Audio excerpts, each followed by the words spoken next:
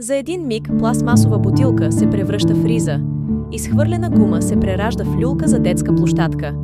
Това не е магьосничество, това е рециклиране.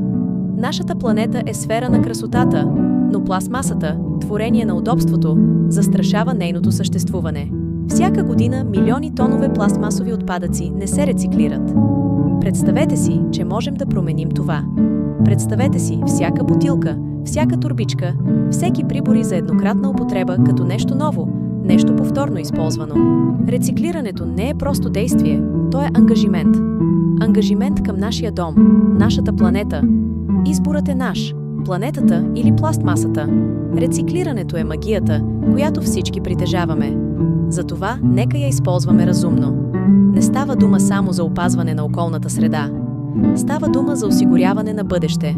Нашата планета е история на възраждане и обновяване. Време ли е да се уверим, че и нашата пластмаса е част от тази история?